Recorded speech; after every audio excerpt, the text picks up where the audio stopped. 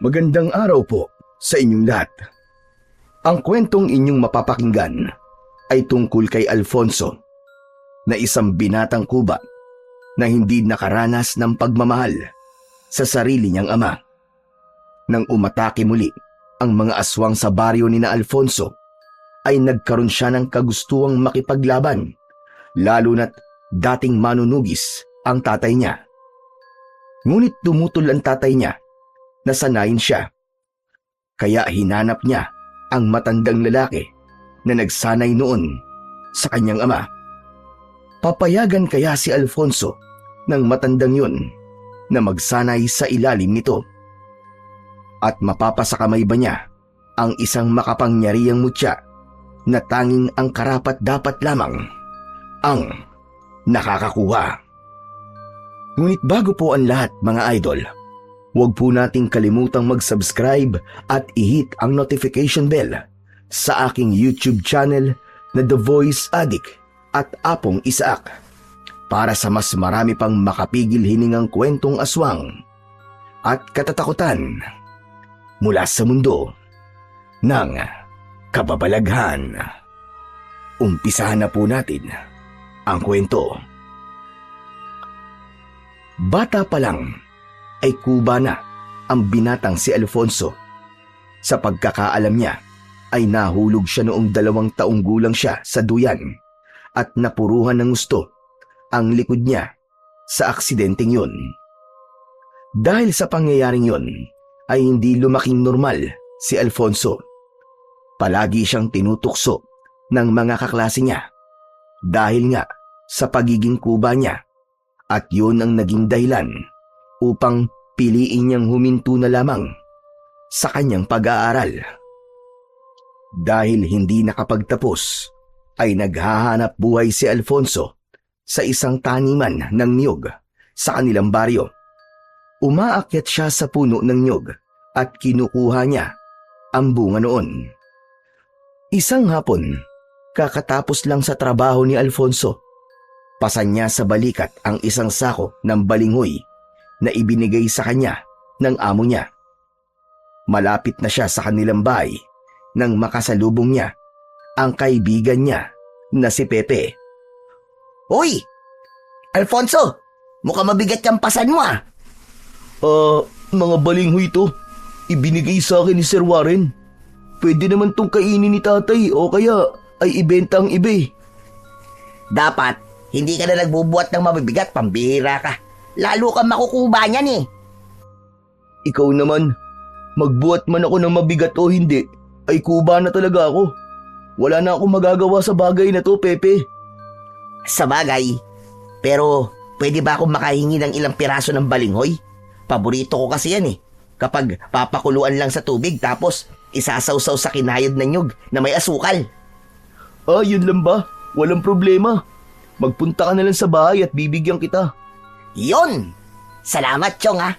Napakabait mo talaga. Alangan namang piliin ko pang maging masamang tao. Di ba? Kuba na nga ako tapos masama pa ang ugali ko. Ikaw talaga oh. Para namang minamaliit mo ang sarili mo sa sinabi mong yan eh. Alam mo, Chong, kahit kuba ka, mas may silbi ka pa kaysa sa mga batugan dito sa baryo natin. Ang dami nga dito na normal, pero napakatatamad naman. At isa na ako sa mga tamad na yun. Mabuti naman at aminado ka sa bagay na yan. O paano? Mauna na ako at baka mapatagal pa ang kwentuhan natin eh. Kailangan ko na makauwi sa amin at baka mapagalitan na ako ng tatay ko kapag gabi na eh. Wala pa rin ako sa amin. O sige. Mag-iingat ka, Chong ha. Ay, teka. Oo nga pala, Chong. Sandali lang. Bago ko makalimutan. Narinig mo na ba yung bulong-bulungan dito sa atin? Inaswang daw yung buntis na anak ni Mang Berto ah. Ha? Ano bang ibig mo sabihin? May aswang na naman dito sa atin? Mukhang gano'n na nga. Ay, Diyos ko. Sana naman eh, wag nang maulit yung nangyari dati na halos gabi-gabi naatake tayo ng mga aswang. O sige na, umuwi ka na sa inyo. Tanging si Pepe ang masasabi ni Alfonso na totoo niyang kaibigan. Mula sa pagkabata ay magkalaro na sila at palagi pa silang magkaklase sa eskwelahan. Nakapagtapos naman ng high school si Pepe, pero mas gusto nito na tumambay lang kesa sa magtrabaho. Si Pepe rin ang palaging nagtatanggol sa kanya sa tuwing merong nanunukso sa pagiging kuba niya. Maraming beses na itong nakipagsuntukan nang dahil sa pagtatanggol kay Alfonso. Nang makarating si Alfonso sa bahay nila na gawa sa sawali at pawid, ay inilapag niya sa isang sulok ang sako. Naabutan niya roon ang kanyang ama na si Mang Salvador na nakadungaw sa bintana habang nakatanaw sa malayo. Lumapit si Alfonso kay Mang Salvador. Magmamano sana siya, ngunit hindi inabot ni Mang Salvador ang kamay nito. Tay, binigyan po pala ako ni Sir Juanen ng isang sako ng balinghoy. Tay, pwede po ba nating kainin yan sa almusal?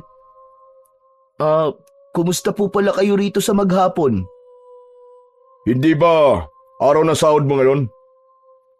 Nasaan ang sinahod mo? Nandito po, tay.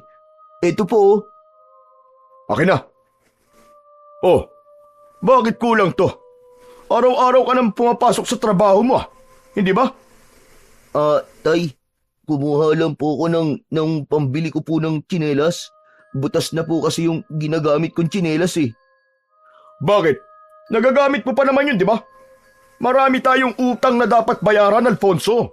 Bawat sentimo na kinikita mo ay mahalaga. Ipagpaliban mo na muna ang pagbili mo ng tsinelas. Sige po. Kinuha ni Alfonso sa bulsa ng kanyang pantalon ang pera na sana ay pambili niya ng tsinelas. Inabot niya yon sa ama niyang si Mang Salvador na agad naman itong kinuha. Nag-iisang anak si Alfonso ni Mang Salvador. Noon ay kilala sa kanilang baryo ang tatay niya bilang isang mahusay na manunugis ng mga aswang. Ngunit nagbago ang lahat simula nang mamatay ang asawa nito. Ang pagkamatay ng nanay ni Alfonso ay isinisisi ni Mang Salvador kay Alfonso. 10 taong gulang pa lamang noon si Alfonso nang lumabas siya sa bahay nila isang gabi. Sinundan siya ng nanay niya at inatake sila ng aswang. Pinatay ng aswang ang kanyang ina habang si Alfonso ay nakatakas na sugatan. Matapos ang masalimuot na pangyayari na yon, ay huminto na si Mang Salvador sa pagiging manunugis ng mga aswang. Maging ang pagtrato nito kay Alfonso ay nagbago na rin. Naging malamig sa kanya ang sarili niyang ama. Ganun pa man, hindi nagtatanim ng sama ng loob si Alfonso kay Mang Salvador. Naniniwala siya na kasalanan niya ang lahat, kaya ganun ang pakikitungo ng kanyang ama sa kanya. Kinagabihan, nakakabingi ang katahimikan habang kumakain ang mag-ama na sina Alfonso at Salvador. Palaging ganun ang tagpo tuwing kumakain silang mag-ama. Magkasama sila pero parang magkalayo. Bihira silang mag-usap at para kay Alfonso ay hindi normal ang ganun, lalo na at dalawa lang silang magkasama sa bahay. Oo nga pala, tay. Nakasalubong ko po kanina si Pepe. Ang sabi niya po inatake daw po ng aswang yung buntis na anak ni Mamberto. Hindi po kaya may aswang na naman po dito sa baryo natin? Hayaan mo sila. Ang importante ay hindi tayo ang inatake ng aswang. Tay, naisip ko lang po na baka mangyari ulit yung nangyari noong bata pa ako na pinuntirya po ng aswang ang baryo natin. Ano pong gagawin nyo kapag ganun po ang nangyari? Wala. Malamang. Sarili ko lang ang iisipin ko. Ayaw nyo na po ba talagang bumalik po sa pagiging manunugis ng aswang, tay? Naaalala ko po noon, napakagaling niyo pong makipaglaban sa mga aswang kahit wala po kayong ginagamit na agimat o kaya mutya. Hindi po ba kinatakutan ng mga aswang ang baryo natin nang dahil po sa inyo? Teka nga, ano bang gusto mong palabasin, Alfonso, ha? Bakit hindi mo na lang ako diretsahin? Tay, naisip ko lang po kasi na baka ito na po ang tamang oras para bumalik po kayo sa pagiging isang manunugis. Kung sakali po kasi na maulit yung nangyari nun, ay kailangan po ng baryo natin ng magtatanggol mula po sa mga aswang. Para sa kasalanan mo, matagal ko nang isinarado ang partingan ng buhay ko. Simula nang mamatay ang nanay mo, nawalan na ako ng ganang ipagtanggol ang baryong to sa mga aswang. Palagi kong tinatanong ang sarili ko kung bakit ang ibang tao ay nagawa kong protektahan, pero ang sarili kong asawa ay hindi. Isa pa, kasalanan mo kung bakit tinalikuran ko ang pagiging manunugis. Kung hindi ka sana lumabas ng gabing yun, hindi mamamatay ang nanay mo. Pinigilan ni Alfonso ang mapaluha. Pakiramdam niya ay paulit-ulit na sinasaksak ng kutsilyo ang dibdib niya sa mga salitang yun mula sa kanyang ama. Tay, kailan niyo po ba ako mapapatawad sa nagawa ko po na yun? Hinding-hindi kita mapapatawad, Alfonso. Habang buhay kitang sisisihin sa pagkamatay ng asawa ko. Tandaan mo yan. Bakit? Kapag pinatawad ba kita, ay mabubuhay ang nanay mo? Alam mo, nakakawalang ganang kumain dahil sa mga sinasabi mo. Peste buhay to. Hindi na tinapos ni Mang Salvador ang pagkain at padabog itong tumayo. Dumiretso ito sa labas ng bahay nila. Hindi na nagtangka pa si Alfonso na sundan ng kanyang ama. Alam niya na mas lalo lamang yung magagalit kapag sinundan niya. Nang mag-isa na lang siya, ay doon niya na pinakawalan ang mga luhang kanina pa niya pinipigilan.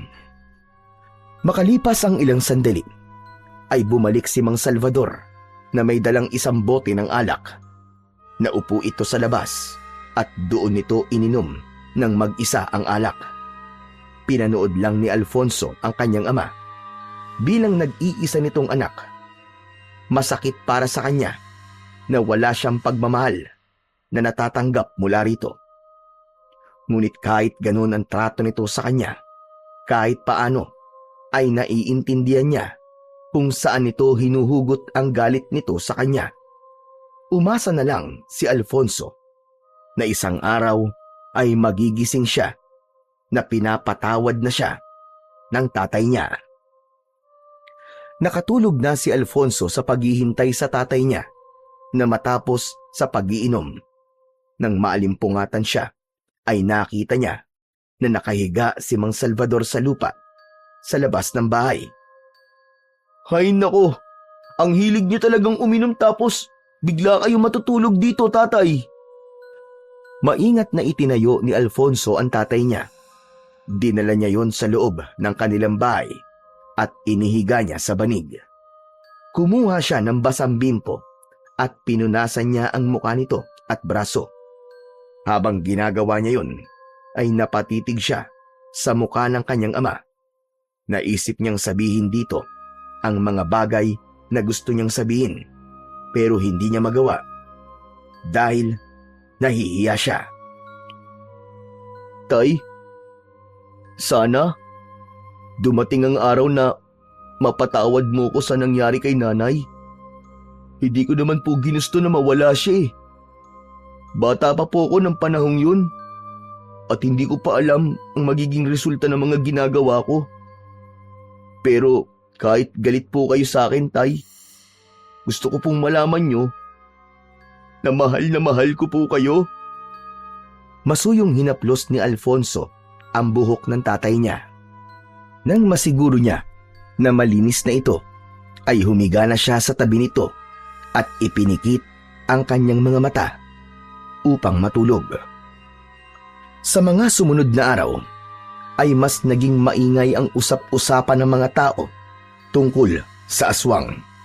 Nung una, ay kwento-kwento at haka-haka lamang ang lahat. Hanggang isang umaga, natagpuan ng bangkay ng isang lalaki sa may bukana ng gubat. Halos hindi na yun makilala Sa tindi ng mga sugat nun sa katawan, parang nilapa yun ng isang mabangis na hayop. Doon na tuluyang naniwala ang lahat na may aswang na naman sa kanilang baryo. At mula noon ay halos wala nang lumalabas ng bahay kapag sumasapit ang dilim. Isang umaga, magkasamang naglalakad sina Alfonso at Pepe patungo sa ilog na paborito nilang liguan simula noong mga bata pa sila. Grabe yung nangyari kay Mang Estong, no? Nakita mo ba yung katawan niya? Oo, hanggang ngayon nga hindi ko pa rin makalimutan ang itsura ng bangkay ni Mang Estong. Alam mo Pepe, walang duda, aswang nga talaga ang pumatay sa kanya. Sinabi mo pa. Nakakatakot na tuloy ulit dito sa baryo natin, no? Narinig ko nga na meron na raw nag-alsa balutan at may mga nagbabalak na rin umalis at lumipat na lamang sa ibang lugar. Malas nga lang kasi wala na kaming ibang bahay kundi dito lang. Gusto rin sana namin. Kami naman ay may kamag-anak sa Maynila, pero hindi ko alam kung gusto ni tatay na umalis kami rito. Oo nga pala, hindi ba dating manunugi si Mang Salvador? May nasabi ba siya sa'yo tungkol dun sa mga nangyari? Siguro naman, kahit hindi siya ganong lumalabas ng bahay niyo alam niya ang mga nangyayari sa paligid niya. Ang totoo niyan, nung sinabi mo sa akin yung tungkol sa anak ni Mang Berto na buntis, ay sinabi ko sa kanya na baka may mga aswang na atake ulit dito sa atin. Ang sabi niya wala siyang pakialam dahil ang importante daw hindi kami ang sinalakay ng aswang na yun. Wala ba siyang nabanggit na makikipaglaban ulit siya sa mga aswang kung sakali? Meron naman. Ang sabi niya, hindi na siya babalik sa pagiging manunugis.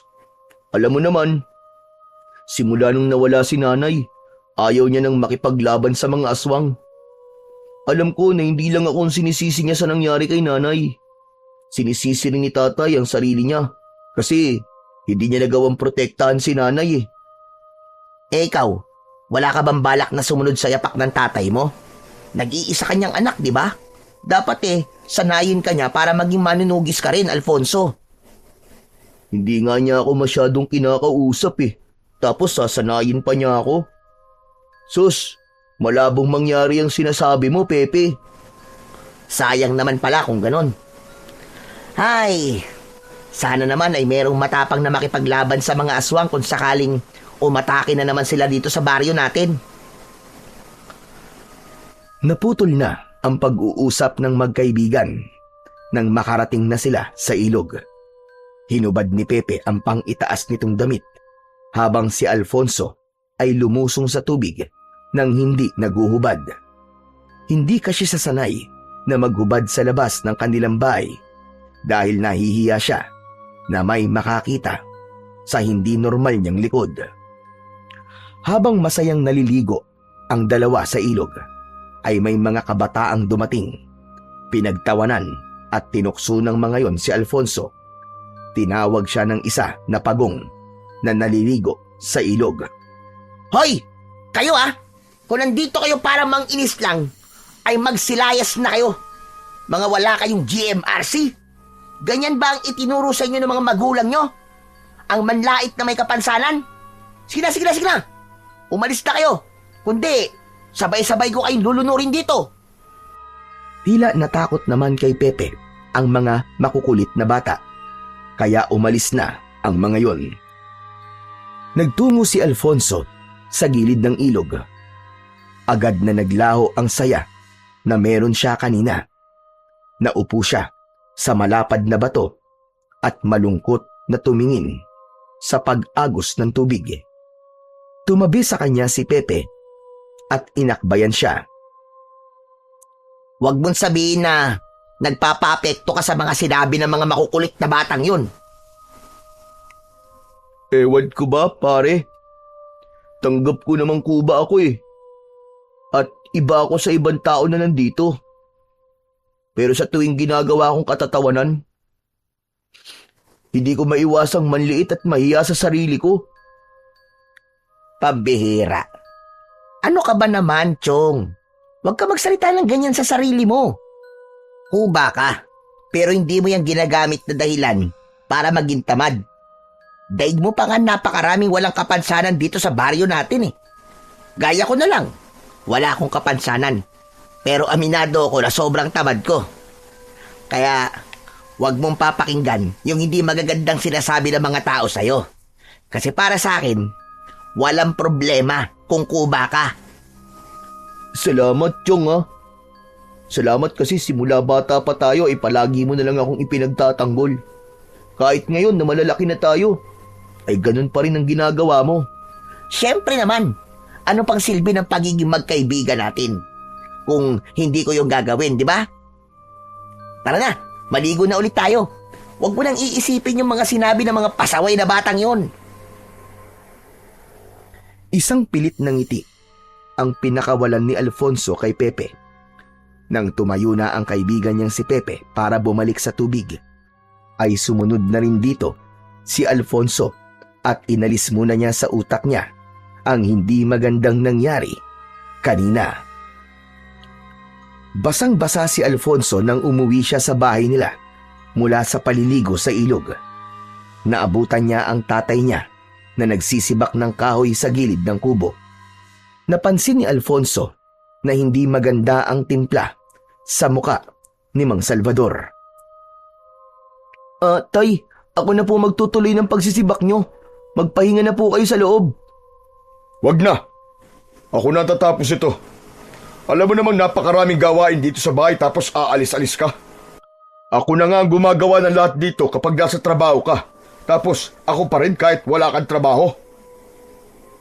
Tay, minsan lang naman po akong umalis eh. Nagpunta lang po kami ni Pepe sa ilog para maligo. Isa pa yung pakikibarkada mo kay Pepe na yan. Talagang doon ka nakikipagkaibigan? Sa tamad ba naman ang binatang yun? Wala ka na bang ibang mahanap na kaibigan ha? At mahahawaan ka ng kasipagan? Bakit, Tay? Tamad pa rin po ba ako sa paningin nyo? Ano sabi mo? Ang ibig ko pong sabihin ay hindi naman po ko hinihimok ni Pepe na maging tamad. Saka, Tay, magkaibigan na po kami ni Pepe kahit nung mga bata pa lang po kami. Siya lang po naging kaibigan ko kasi siya lang po ang hindi nanlalait sa pagiging kuba ko. Talagang ipagtatanggol mo pa ang tamad na yun. Magbanlaw ka na nga at maghanap ka ng gagawin dito sa bahay. Hindi porket wala kang pasok sa trabaho mo tatamad-tamad ka na rito sa bahay. Opo, Tay. Bagsak ang balikat na nagtungo si Alfonso sa likod ng bahay nila. Nag-igib siya ng tubig sa balon na naroon upang makapagbanlaw na siya. Mas lalo siyang nalungkot sa mga sinabi ni Mang Salvador sa kanya. Panlalait na ang nakukuha niya sa labas ng kanilang bahay.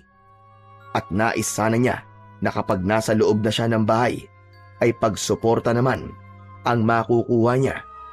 Ngunit hindi ganun ang nangyayari. Pakiramdam niya, kahit na anong gawin niya, ay hindi siya magiging sapat para sa kanyang ama. Habang tumatagal, ay nadadagdagan pa ang biktima ng aswang sa baryo ni na Alfonso. Nasundan yun ng isang pamilya na natagpo ang walang buhay sa loob mismo ng bahay ng mga ito. Isang karumal-dumal na pagpatay na ang alam ng lahat na aswang lamang ang may kakayahang gumawa. Dahil sa pangyayaring yun, ay natakot si Alfonso sa buhay nila ng kanyang ama. Kaya isang gabi, habang kumakain ng hapunan, ay kinausap niya si Mang Salvador. Tay, mukhang totoo nga po na bumalik na po ang mga aswang dito sa baryo natin. Pinatay po si Aling Carmen at ang buong pamilya niya noong nakaraang gabi. Ayoko ng pag-usapan ng mga aswang-aswang na yan. Tumahimik ka na lang kung ganyan lang din naman ang sasabihin mo sa akin. Pero Tay, hindi po natin dapat ipagsawalang bahala ang hindi magandang nangyayari dito. Ano po kaya kung umalis na po muna tayo dito sa baryo? Sige nga, sabihin mo sa akin. Kung aalis tayo rito, saan tayo pupunta? Sa Maynila po. Maynila? Sa kamag-anak ng nanay mo, ganun ba? Opo, Tay. Doon nga po. Nagpapatawa ka ba? Sa tingin mo ba'y papatuloyin tayo ng kamag-anak ng nanay mo? Napakamata pobre na mga yon na akala mo mayayaman. Hindi, ayoko. Kung gusto mo, ikaw na lang ang magpunta ron. At huwag ka nang babalik dito kung papalayasin ka nila o itrato ka nila ng hindi maganda. Hindi naman po ako aalis dito nang hindi kayo kasama, tay eh. Ayoko pong magkahiwalay tayo. Tigilan mo na kaya kadramahan mo. Hindi bagay sa'yo, Alfonso. Tumahimik ka na lang.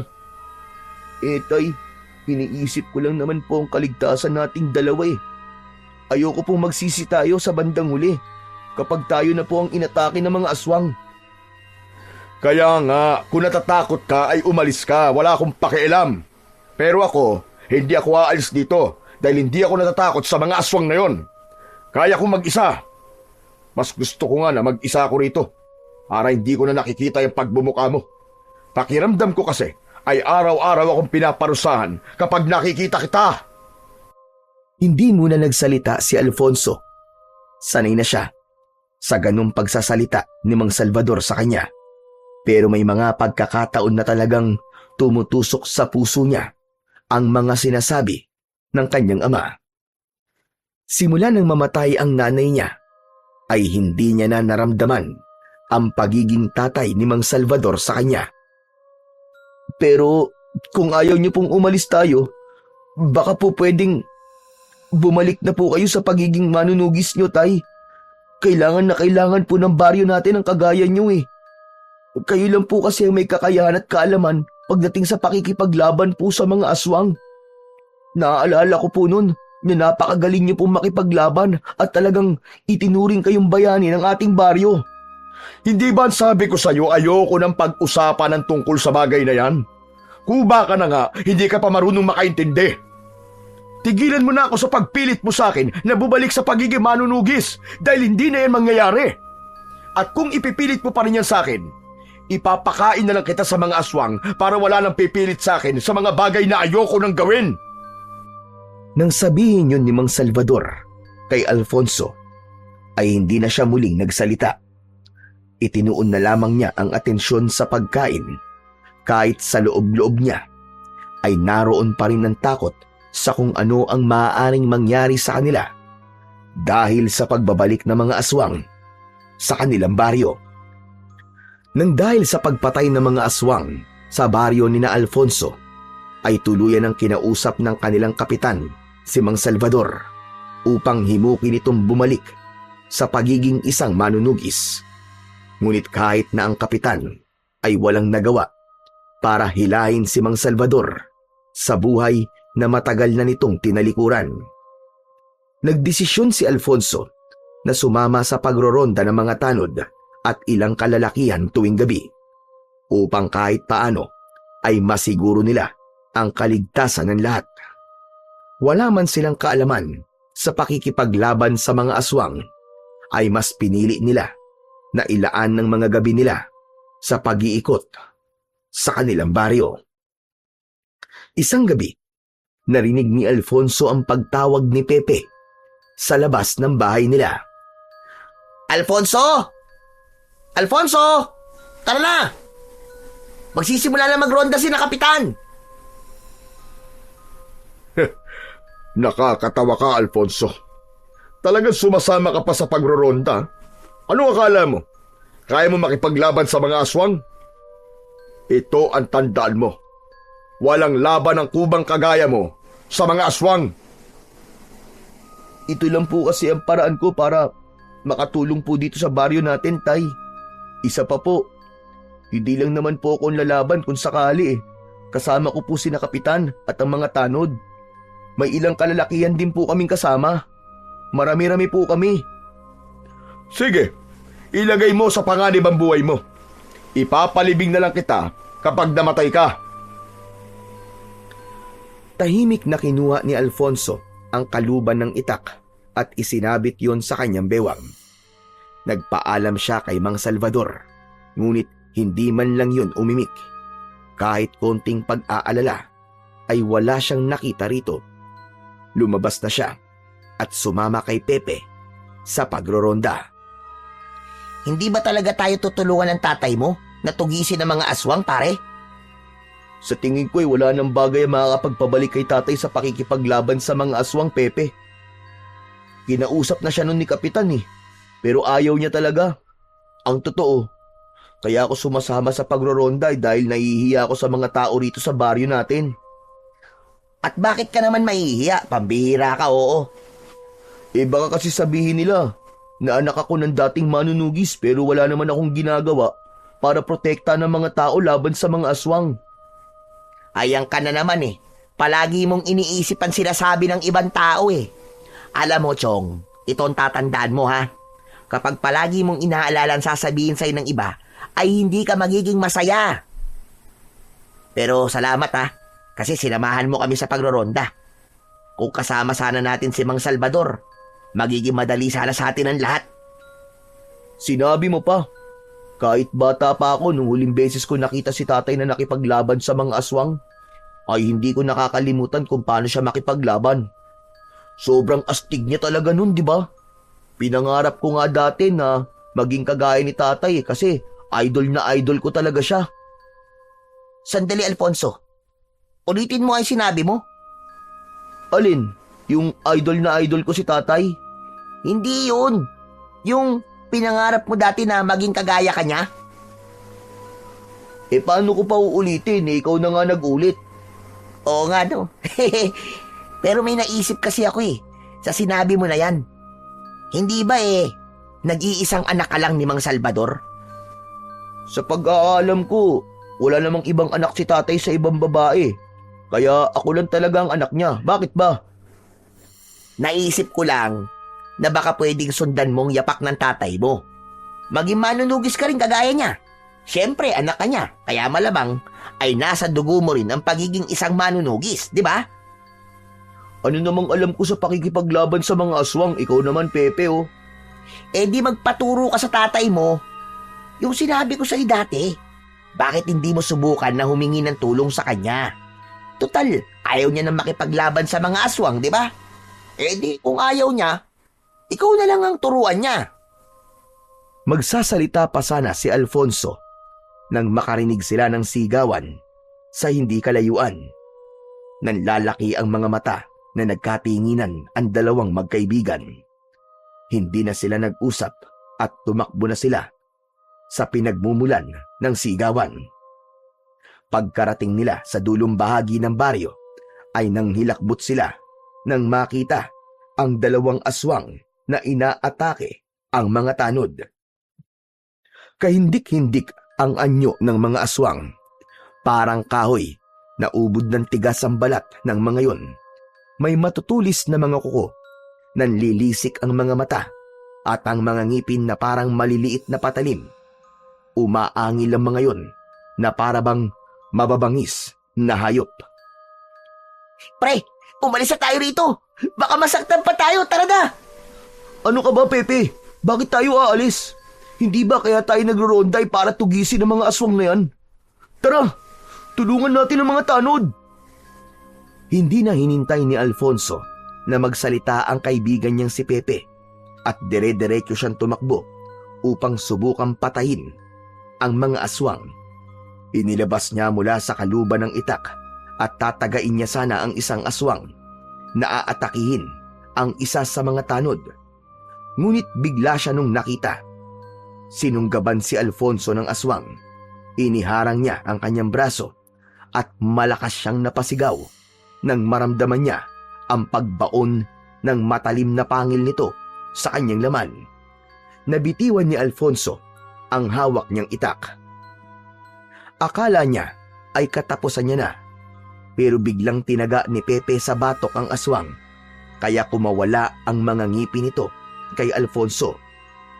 Nang bumagsak ang aswang sa lupa, ay doon na ito pinagtulungang atakihin ng mga tanod. Habang ang isang aswang ay tumakbo na, papalayo at tumakas.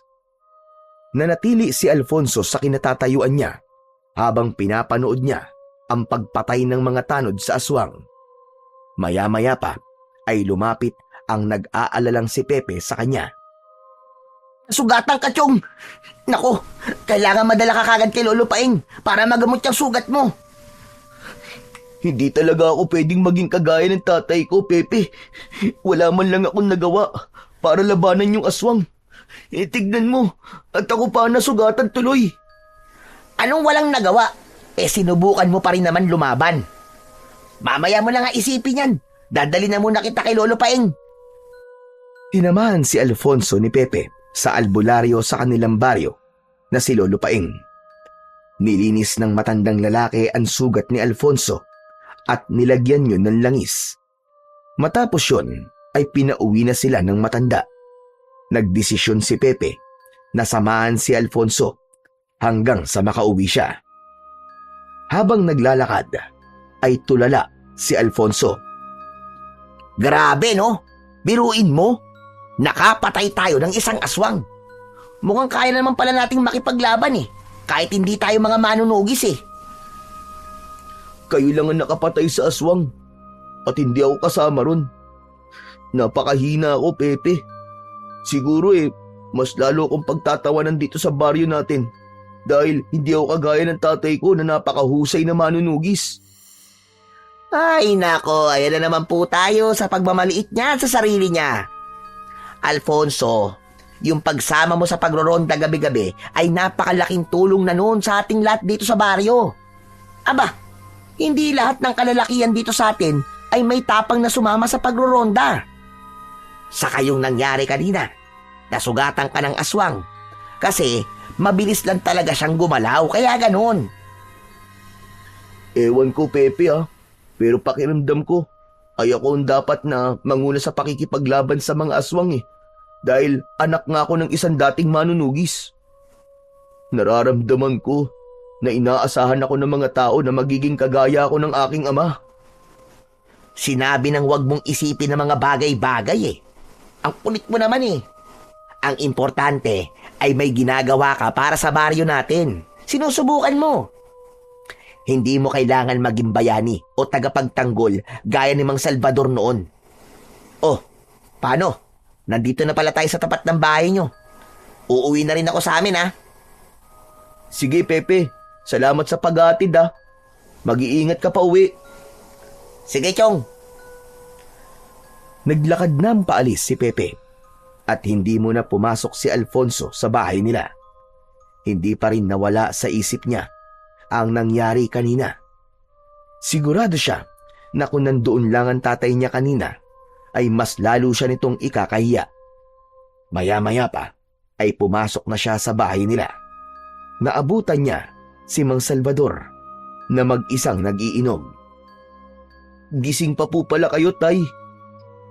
O ano? Paano yung sugat mo sa braso?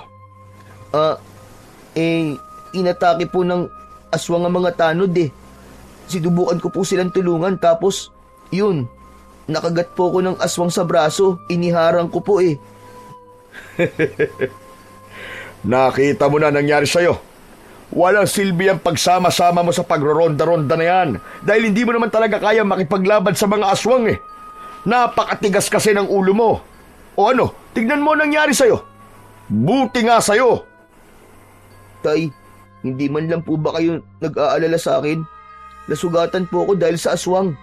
At bakit naman ako mag-aalala sa'yo, Aber? Ikaw ang may kasalanan kung bakit ka may sugat Sa kabuhay ka naman, ano ba dapat kong ipag-alala? Dapat po bang mamatay muna ako bago kayo mag-alala sa akin? Tigil-tigilan mo na nga ako sa mga padrama-drama mo na yan, Alfonso. Alam mong, dyan ako nabibisit lalo sa'yo Bakit, Tay? Pagdadrama po ba tingin niyo sa paglalabas ng totoong nararamdaman ko? Tay, nasaktan po ako, nasugatan po ako. Pero imbis na mag-alala kayo sa akin, parang natutuwa pa kayo sa nangyari sa akin.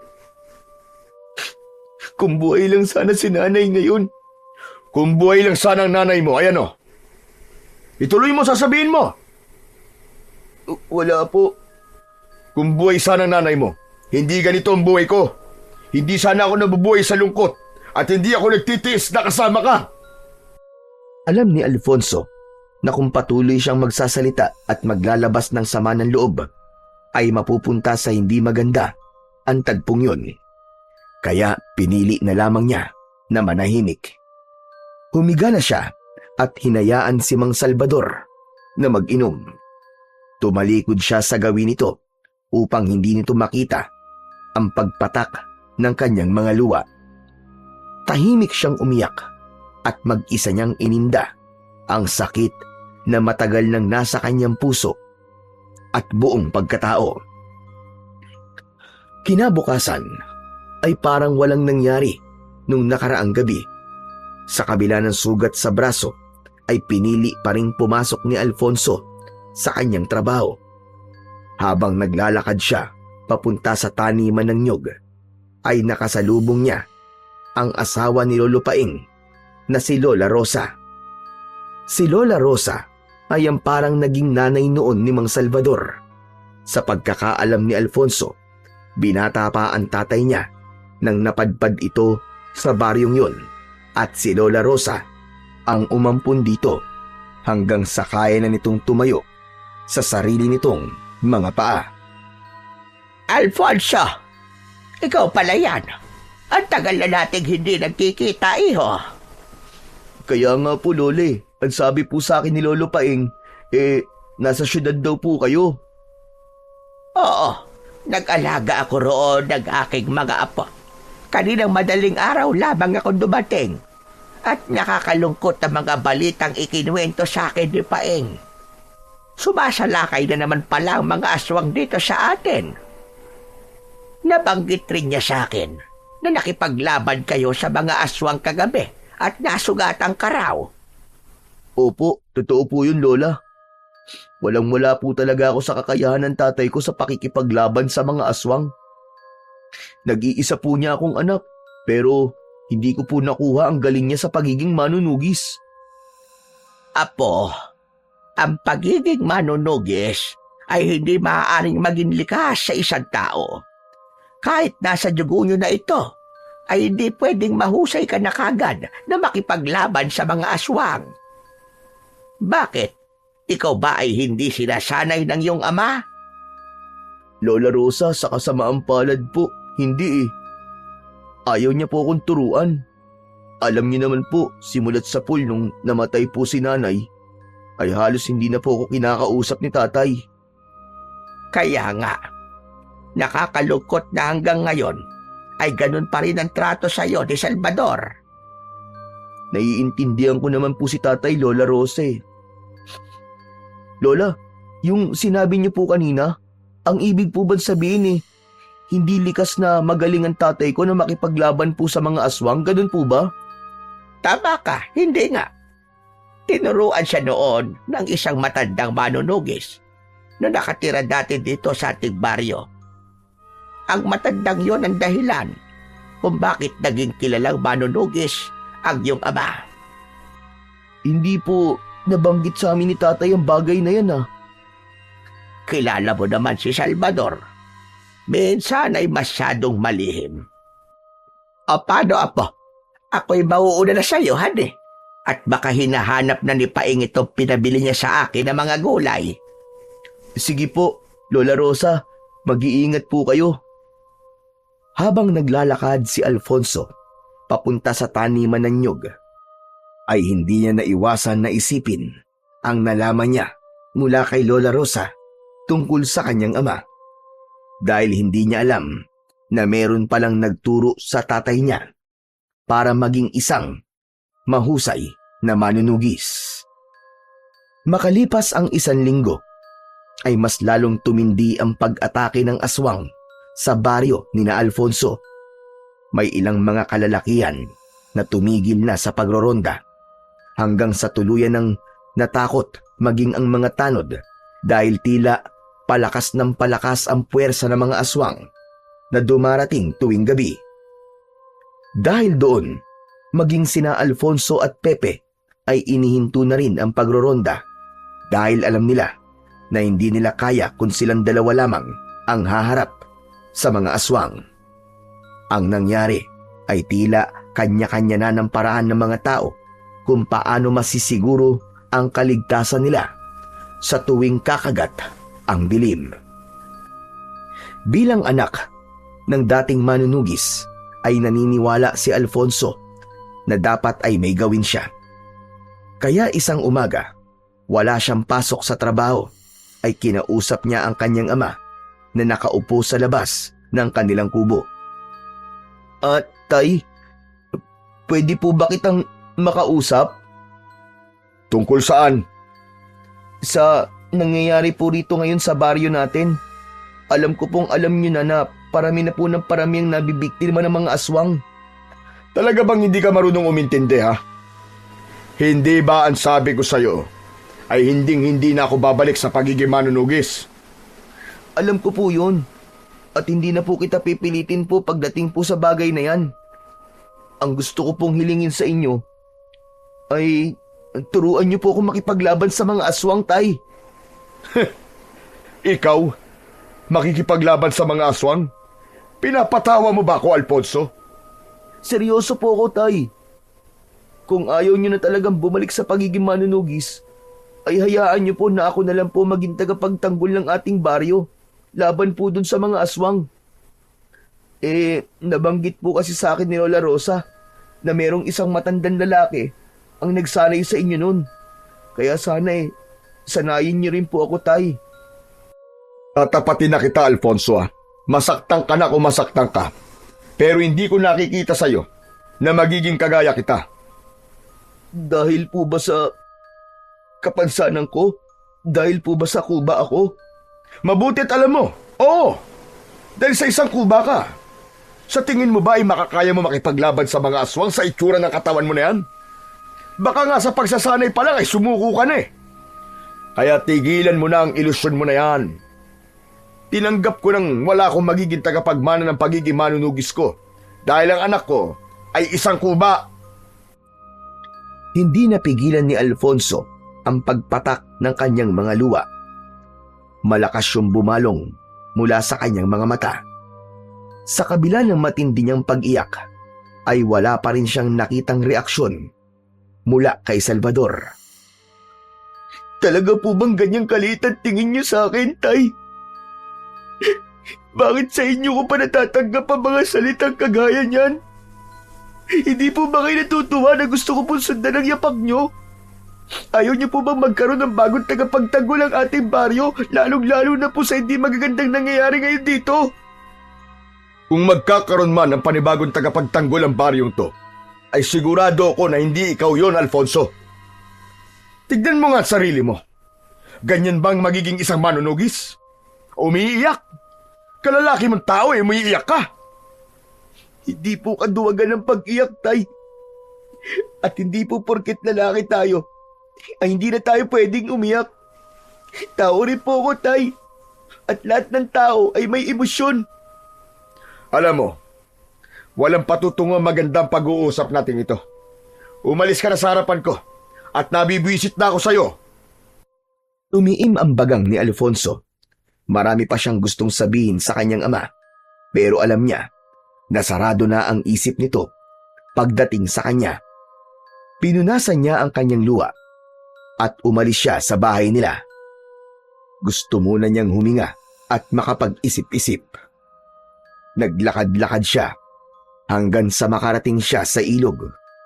Umupo siya sa malaking bato sa tabi ng ilog at doon niya itinuloy ang kanyang pag-iyak. Siguro, kung hindi ako kuba, ay sasanayin ako ni tatay na maging manunugis eh. Bakit kasi naging kuba pa ako eh? Ano ba silbi ng kapansanan ko to sa buhay ko? Nagulat si Alfonso nang marinig niya ang pagtawag ng kaibigan niyang si Pepe mula sa likuran niya. Nagmamadali niyang pinunasan ang kanyang mga luha. Hindi pa siya nakontento at naghilamos pa siya sa malinis na tubig ng ilog upang mawala ang bakas ng kanyang pag-iyak. Nang humarap si Alfonso, ay nasa harapan na niya si Pepe. Anong ginagawa mo rito, Chong? Wala, magpapahangin lang. Ikaw, anong ginagawa mo rito? Magpapahangin lang din. Gaya-gaya ka naman eh. Oh, ikaw ba't namamagaya mga mata mo? Umiyak ka ba? Ha? Hindi. Bakit naman ako iiyak? Napuwing lang ako. Napuwing. Gara naman ang pagkapuwing mo, Chong. Dalawang mata talaga. Umaming ka na kasi. Umiyak ka, no? Si Mang Salvador na naman ba ang may gawa niyan? Paano mo nalaman? Tatay mo lang naman ang pwede magpaiyak sa'yo di ba? Ano ba nangyari? Kasi Chong, sinabi ko sa kanya na baka pwede niya akong sanayin na maging manunugis. Nalaman ko kasi kay Lola Rosa na may isang matandang lalaki na sinanay noon si tatay, kaya naging manunugis siya. Hindi siya pumayag tapos minaliit pa niya ako. Ang sabi niya, hindi niya nakikita na magiging kagaya niya ako dahil nga kuba ako. Chong, alam mo yun? Diba? Sobrang sakit nun. Sa tatay ko pa mismo nang galing ang mga salitang yun. Huwag ka lang umiyak. Talaga. Ay, nako. Pasensya ka na, Chong, pero grabe na talaga yung tatay mo. Pati tuloy ako, naiiyak na rin Sabihin na natin galit siya sa'yo, Chong. Pero mali naman yung maliting kanya ng ganyan. Kaya, hindi ko na siya pinilit kasi naramdaman ko na kahit na anong sabihin ko o paliwanag na gawin ko, ay hindi niya talaga ako sasanayin.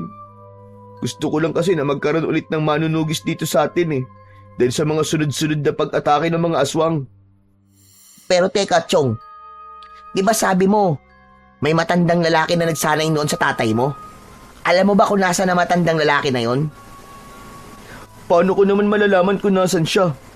Kung hindi pa nga nabanggit sa akin ni Lola Rosa, ay hindi ko pa malalaman ang tungkol sa kanya Bakit mo ba tinatanong kung nasa nang nagsanay sa tatay ko? Naisip ko lang kasi, Chong. Kung ayaw kang turuan ng tatay mo na maging manunugis, doon ka na lang sa nagsanay sa tatay mo magpaturo. Sigurado ko na mas marami yung nalalaman kaysa kay Mang Salvador, di ba? Sandaling natigilan si Alfonso sa sinabing yun ng kanyang kaibigang si Pepe.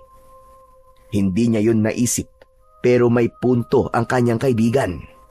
Biglang tumayo si Alfonso at tumakbo paalis sa ilog. Hoy, Alfonso! Hoy! Saan pupunta? Bakit bigla ka nang iiwan? Basta, sumunod ka na lang sa akin kung gusto mo. Malalaki ang mga hakbang ni Alfonso. Isang panibagong pag-asa ang nagising sa kanyang dibdib dahil sa ideyang ibinigay sa kanya ng matalik niyang kaibigang si Pepe. Nagtungo si Alfonso sa bahay ni na Lola Rosa. Sakto na naabutan niya ang matandang babae na nagwawali sa harapan ng bahay nito. Napakunot ang noo ni Lola Rosa. Nang humahangos na lumapit dito si Alfonso habang nasa likod niya ang humihingal na si Pepe.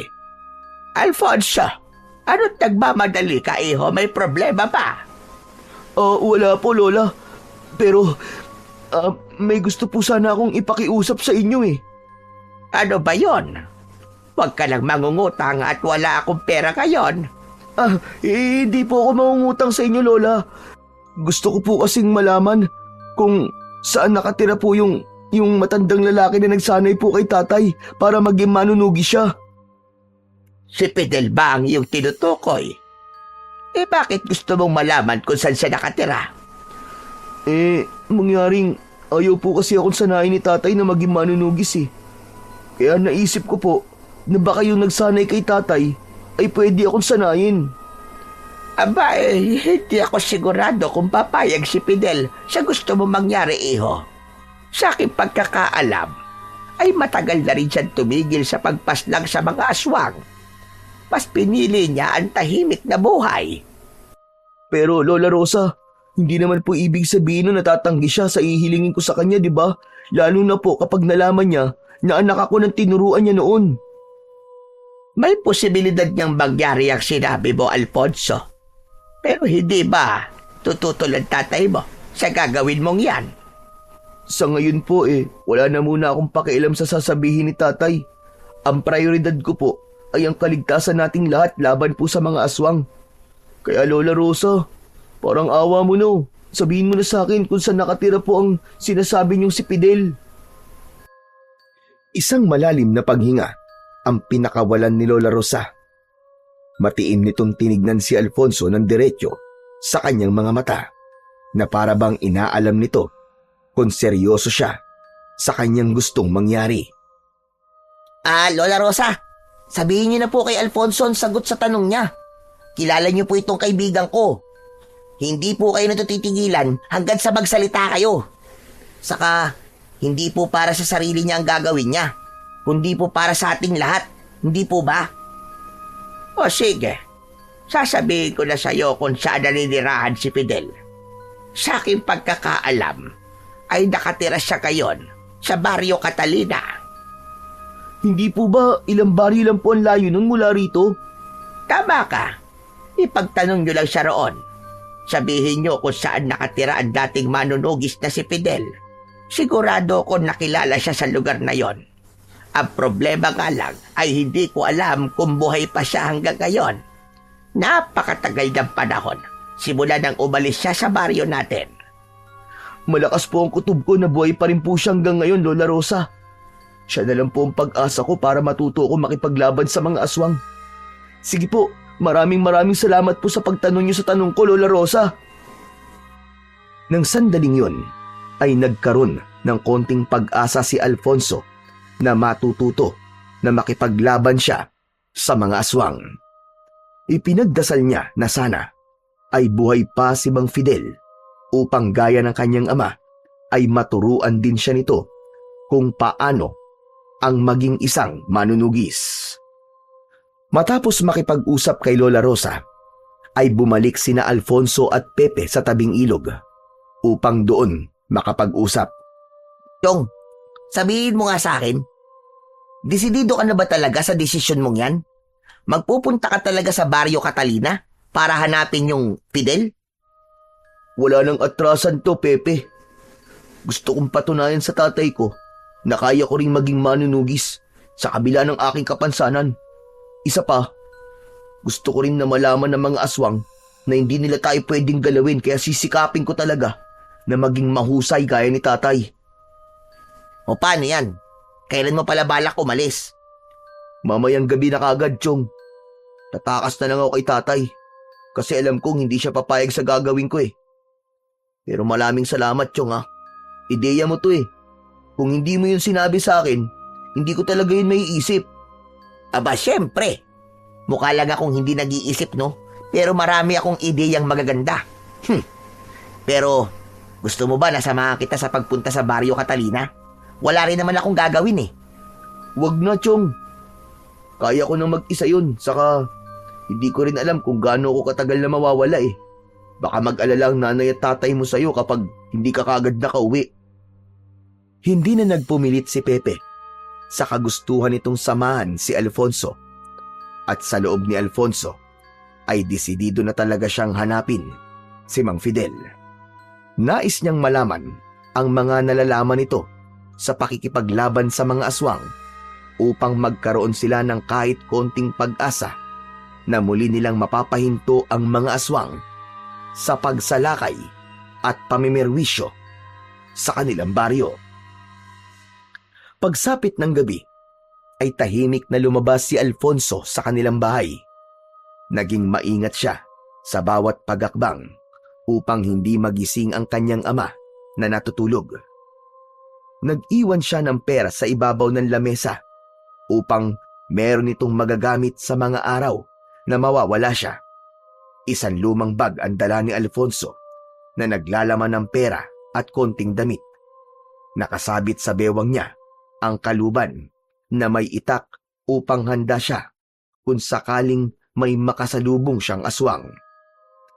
Nang nakalabas na si Alfonso, ay patakbo na siyang naglakad paalis sa kanilang baryo. Malapit na siya sa bukana ng arko na palabas ng baryo nang may biglang tumapik sa likod niya. Agad siyang naalerto. Hinugot niya ang itak sa kaluban at mabilis siyang humarap sa likod niya. Handa na siyang tagain ng naroon pero nabitin sa hangin ang itak niya nang makita ang kaibigan niyang si Pepe. Wop! Pre, ako to!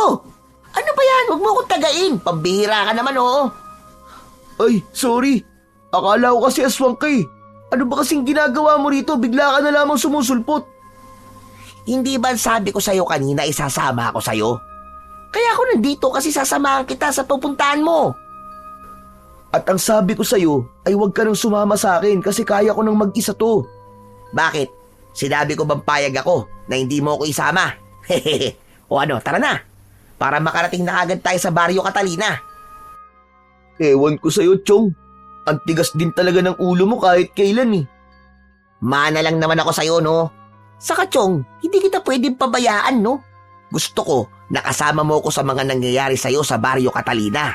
Gusto kong masaksiyan kung paano ka huhubugin ng Fidel na yon para maging isang mahusay na manunugis.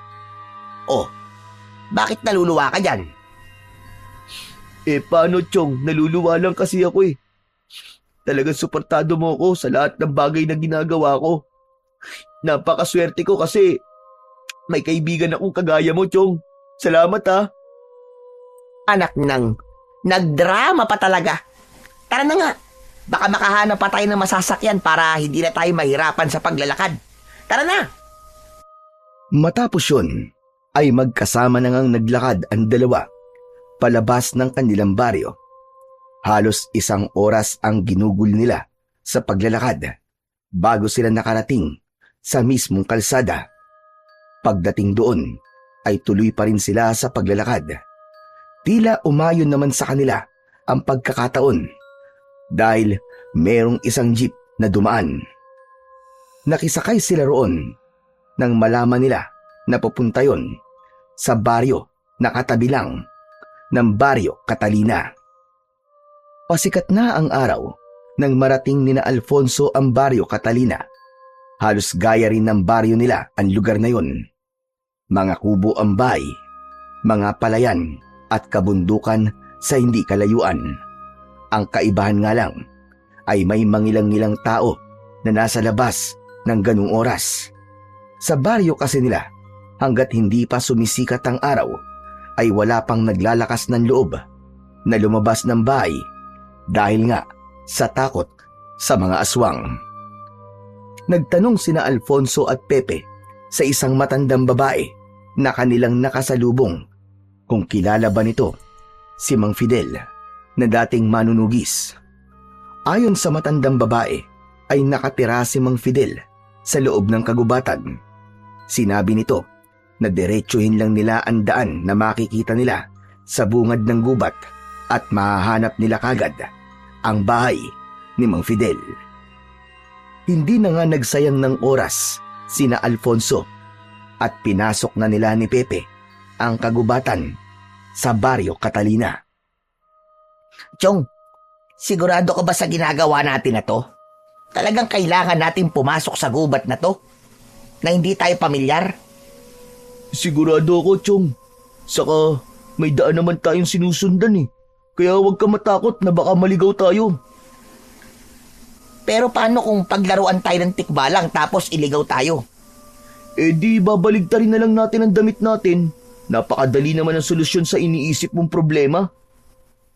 Makalipas ang ilang minuto ng paglalakad, ay napahinto ang dalawa sapagkat naputol na ang daan na kanilang sinusundan. Oh, bakit nawala na yung daan? Chong, ang mabuti pa, bumalik na tayo. Nararamdaman ko maliligaw talaga tayo dito eh. Ano ka ba? Nandito na tayo kaya wag na tayong bumalik. Hindi ba ang sabi nung matanda ay sundan lang natin yung daan? Baka naman nasa paligid lang ang bahay ng Mang Fidel na yun. Hanapin na lang natin. Kinakabahan talaga ako sa ginagawa natin to, Chong eh. Pepe, kung natatakot ka, ay pwede ka naman lumabas muna dito sa gubat eh. O kaya, bumalik ka na sa baryo natin. Ano? Ayoko nga. Anak nang, sige na nga. Sasamahan na kita sa paghahanap ng bahay ng Mang Fidel na yon. Pero kapag naligaw tayo, ikaw talaga sisisihin ko ha. Natatawang nagpatuloy na lamang si Alfonso sa paglalakad habang nakasunod sa kanya si Pepe. Alam niya kasi na walang magagawa ang kanyang kaibigang si Pepe kundi ang sumunod sa mga sasabihin niya dahil hindi ito babalik sa baryo nila nang hindi siya kasama. Nagkatotoo ang sinabi ni Pepe. Sa paghahanap ni na Alfonso sa bahay ni Mang Fidel, ay tuluyan na nga silang naligaw at inabot na sila ng dilim sa loob ng gubat. Nahirapan na silang maglakad sapagkat halos wala na silang makita. Ito na nga ba ang sinasabi ko sa'yo eh. Wala na, ligaw na tayo. Paano pa tayo makakalabas dito, Chong? Baka mamaya takihin pa tayo dito ng mga aswang eh. Wala naman sigurong aswang sa lugar na to. Saka kung may aswang, edi lalabanan natin. Sana naman makita na natin yung bahay ni Mang Fidel na yon. Ang mabuti pa siguro magpahinga na muna tayo, Chong. Bukas na lang natin ituloy ang paghanap sa bahay ni Mang Fidel. Mahirap nang maglakad ngayon dahil madilim na eh. Saan naman tayo magpapahinga rito?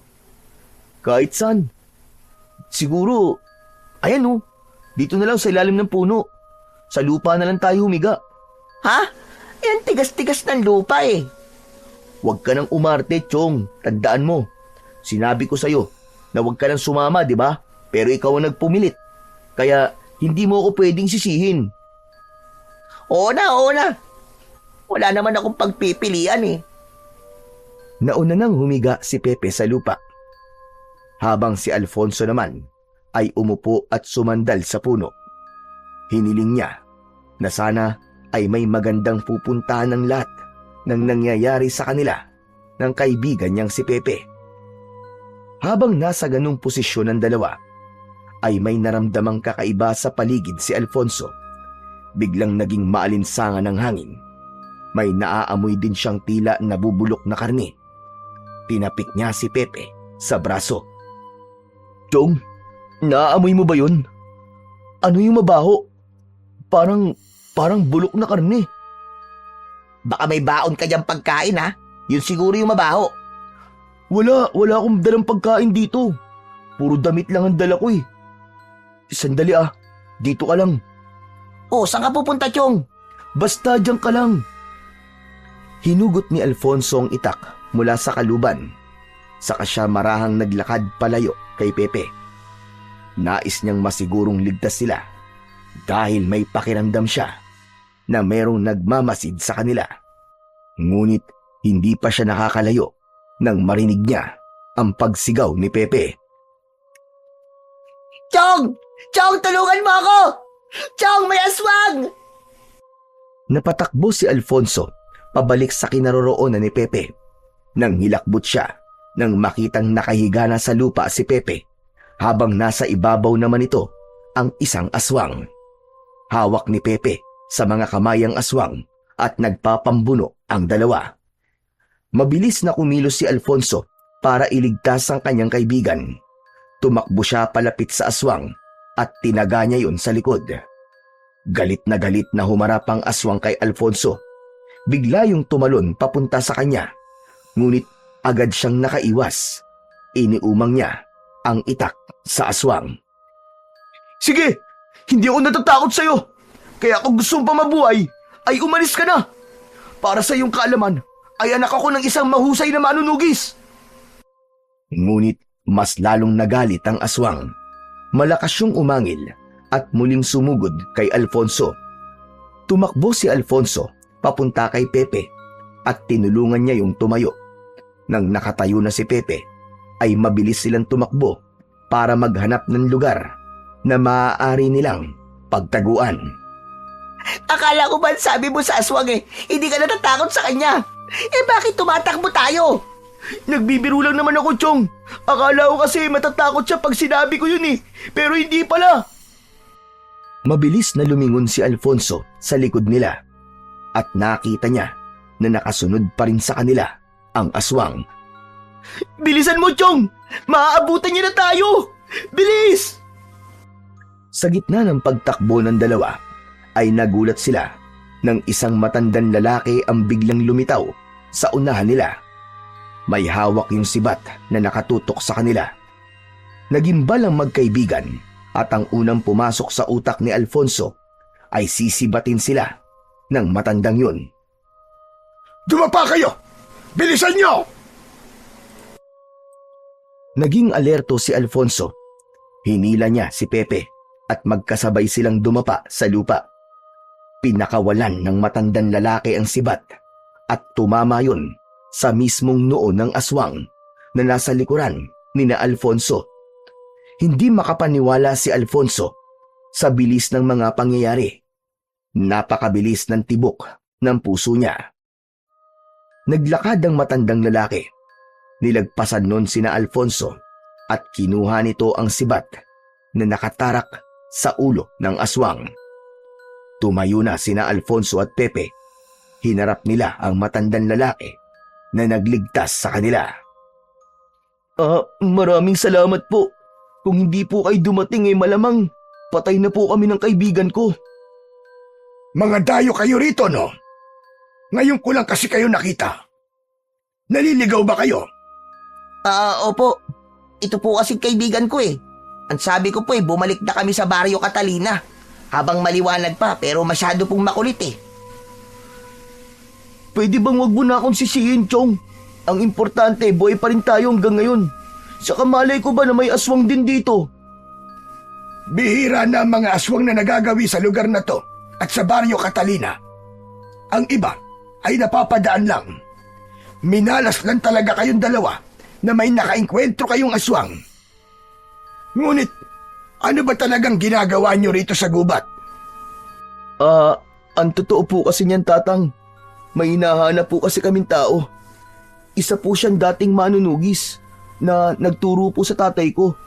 Baka kilala niyo po siya. Fidel po ang pangalan niya. Nasa harapan nyo na ang inyong hinahanap. Ano?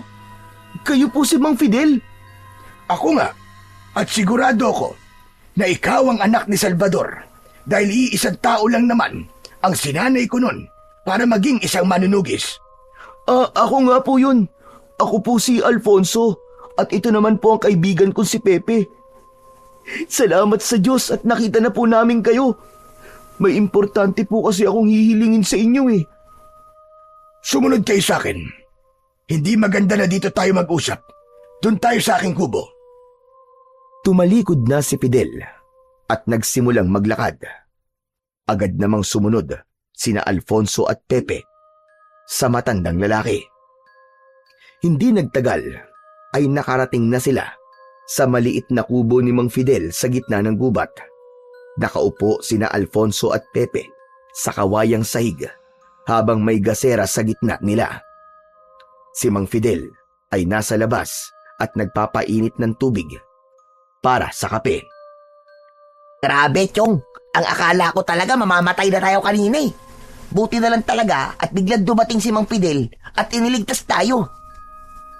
Tama ka, Chong. Mukhang pumapabor nga sa atin ang tadhana. Yung pag-atake ng aswang sa atin kanina, naging paraan yun para makita natin si Mang Fidel.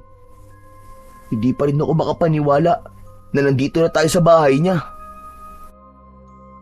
Maya-maya pa ay pumasok na si Mang Fidel na may dalang 3 baso ng mainit na kape na nakapatong sa pinggan. Inilapag nito ang mga baso sa sahig. Naupo na rin ang matandang lalaki. Higupin nyo na yung kape nyo habang mainit pa. Maraming salamat po, Mang Fidel. Siya nga pala, kumusta na pala si Salvador? Ang huling kita pa namin nung natapos na ang pagsasanay niya sa akin. Ang totoo po, sa ngayon, hindi maganda ang lagay niya dahil dinidibdib pa rin po ng tatay ko ang pagkamatay ng nanay ko sa kamay ng mga aswang. Sadyang masakit para sa isang manunugis na mamatay ang minamahal nito sa kamay ng aswang.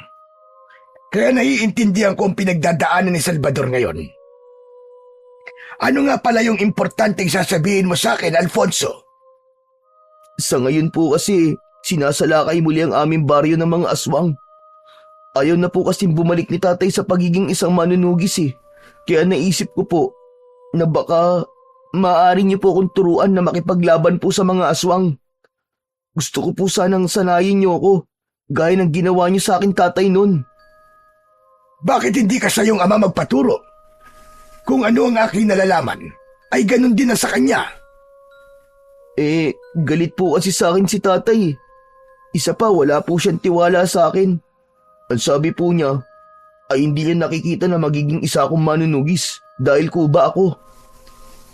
Ay nako, sa mga sinasabi mo ay parang hindi ko natuloy kilala si Salvador. Isa sa mga sinabi ko sa kanya noon na ang pagiging manunugis ay hindi kayang hadlagan ng kasarian, edad at kapansanan. Kung malinis ang iyong hangarin at may tapang kang taglay, ay maaari kang maging isang manunugis. Kaya po nandito ako ngayon para makiusap po sa inyo na sanayin niyo po ako. Gusto ko pong matutong makipaglaban sa mga aswang dahil gusto kong ipagtanggol ang aming baryo gaya ng ginawa noon ni tatay. Parang awa niyo na po, Mang Fidel. Sanayin niyo po ako. Hindi mo na kailangan makiusap sa akin, Alfonso. Nakikita ko na malinis ang iyong hangarin. Kaya huwag ka mag-alala. Ituturo ko sa iyo ang aking nalalaman sa pakikipaglaban sa mga aswang. Kung handa ka na, ay magsisimula na tayo. Bukas din ng umaga. Talaga po? Maraming salamat po, Mang Fidel. Salamat po talaga. Halos maiyak si Alfonso ng sandaling yon. Hindi siya makapaniwala na papayag si Mang Fidel ng ganun kabilis sa kanyang hiling. Sa unang araw ng pagsasanay, ay dinala ni Mang Fidel si Alfonso sa isang malawak na bakanting lupa sa gitna ng kagubatan. Dala ni Mang Fidel ang mga sandata na maaaring magamit ni Alfonso sa pakikipaglaban sa mga aswang. May itak, pana, sibat at mga patalim na may kakaibang disenyo. Isa-isa yung ipinakita ni Mang Fidel kay Alfonso at ipinaliwanag ng matanda ang gamit ng bawat isa. Sa unang subok pa lang ni Alfonso na gamitin ang mga sandata ay halatang hindi siya sanay, pero hindi siya pinabayaan ni Mang Fidel. Ginabayan siya nito ng maayos kung paano niya gagamitin ang mga sandata. Bukod sa paggamit ng sandata, sinimulan din ni Mang Fidel ang pagpapalakas ng katawan ni Alfonso. Gumising si Alfonso ng madaling araw upang magbuhat ng mga kahoy. Tumakbo sa paligid ng kagubatan at nagbababad sa malamig na ilog upang patigasin ang kanyang katawan. Kahit nananakit na ang kanyang likod at hinihila ng pagod ang kanyang mga tuhod, ay hindi sumuko si Alfonso. Gusto niyang patunayan na kaya niya at hindi hadlang ang pagiging kuba niya upang maging isa siyang manunugis. Makalipas ang halos 1 linggo, ay tuluyan nang natutunan ni Alfonso ang paggamit ng iba't ibang sandata. Kung minsan ay hinahayaan na siya ni Mang Fidel na magsanay ng mag-isa. Isang hapon, habang nasa gitna ng pagsasanay si Alfonso, ay lumapit sa kanya si Mang Fidel, kasama ng matanda, si Pepe. Pinahinto siya ni Fidel at anito ay nais siya nitong kausapin. Ano pong sasabihin niyo sa akin, Mang Fidel? Tinatapos ko na ang pagsasanay mo sa araw na ito, Alfonso.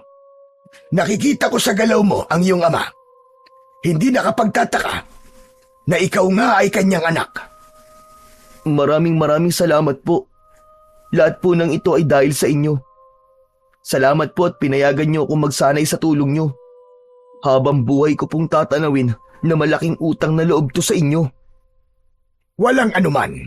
Isang karangalan sa akin ang makapagturo ng kaalaman sa pakikipaglaban sa lahat ng mga nagnanais na maging isang manunugis.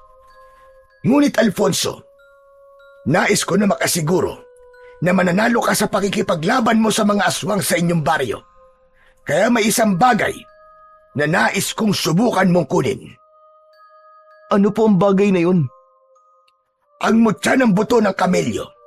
Isang makapangyarihang mutya na magbibigay ng isang kakaibang lakas at husay sa pakikipaglaban sa kung sino man ang magmamay-ari nito. Nasaan po ang mutya na sinasabi niyo? Ang mutya ng buto ng kamelyo ay matatagpuan sa isang kuweba na hindi ganun kalayo sa aking kubo. Minsan ko nang sinubukang kunin yon, Ngunit hindi ako ang hinihintay ng diwatang nagbabantay sa mutyang yon. Pero baka hindi ko rin po makuha ang mutya, Mang Fidel. Kayo nga po na napakatagal ng manunugis ay hindi nakuha yon. Ako pa ho kaya? Walang nakakaalam sa basihan ng diwata sa pagbibigyan ito ng mahiwagang mutya. Kaya subukan mo lang, malay mo, ikaw na pala ang matagal nang hinihintay ng diwata na makakakuha sa mutya ng buto ng kamelyo. Isang malalim na paghinga ang pinakawalan ni Alfonso. Malaking tulong ang mga natutunan niya kay Mang Fidel tungkol sa pakikipaglaban sa mga aswang. Pero kung magkakaroon siya ng isang makapangyarihang mutya, ay mas magiging malaki ang posibilidad na magtagumpay siya na mapalayas ang mga aswang sa kanilang baryo.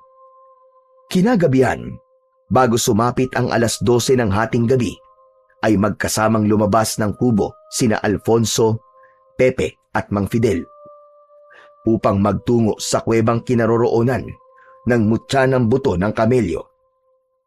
Tangan ni Mang Fidel ang lampara na siyang nagsilbi nilang tanglaw sa kanilang dinaraanan.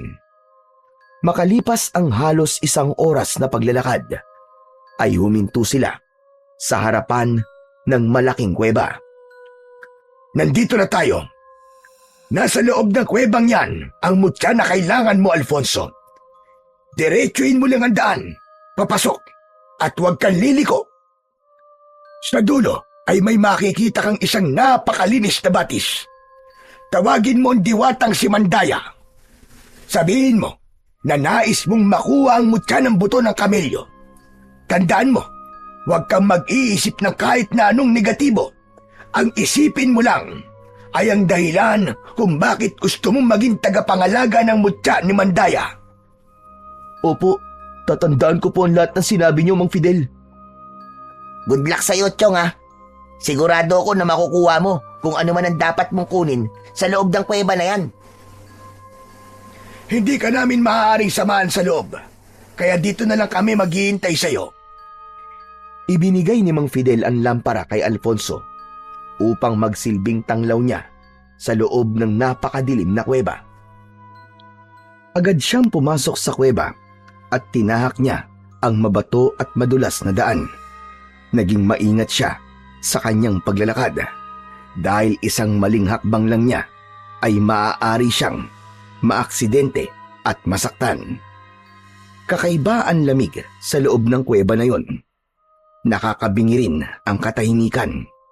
Pakiramdam ni Alfonso ay napakaraming mata ang nakatingin sa kanya, ngunit nagpatuloy lang siya sa paglalakad hanggang sa narating na niya ang dulong bahagi ng kuweba. Doon ay nakita niya ang isang napakalinis na batis. Inilapag niya ang lampara sa malapad na bato. Huminga ng malalim si Alfonso at wala siyang ibang inisip kundi ang dahilan kung bakit niya nais na makuha ang mutya ng buto ng kamelyo. Ngayon pa lang ay humihingi na po ako ng paumanhin sa paggagambalang gagawin ko sa diwatang nakatira sa batis na nasa aking harapan. Sinasamo kita, Mandaya. Nandito ako dahil nais kong malaman kung ako ay karapat-dapat sa mutya ng buto ng kamelyo. Nagulat si Alfonso nang magkaroon ng tila maliit na ipo-ipo sa gitna ng batis. Umikot ng marahan ng tubig sa batis at mula sa gitna ay lumitaw ang isang babaeng nagliliwanag ang buong katawan. Sa sobrang liwanag nito ay hindi makita ni Alfonso ang itsura ng naturang babae. Ang tanging nakikita niya lang ay ang hugis ng katawan nito at ang buhok nitong sumasayaw sa hangin. Sigurado si Alfonso na yun na ang diwatang si Mandaya. Narinig niya ang malamyos na tinig ni Mandaya sa loob ng kanyang ulo. Tinanong siya ni Mandaya kung ano ang dahilan kung bakit niya nais makuha ang mutya. Mahal na diwatang Mandaya, nais kong maging mas malakas, hindi para sa aking sarili, kundi para sa mga tao sa aming baryo. Sinasalakay kami ng mga aswang gabi-gabi. Dumarami na ang mga inosenteng buhay na nawawala. Kaya kung hahayaan mo kung makuha ang bagay na aking ipinunta rito, ay ipinapangako ko sa inyo na gagamitin ko lang yun sa kabutihan at sa paglaban sa kasamaan. Biglang nawala si Mandaya.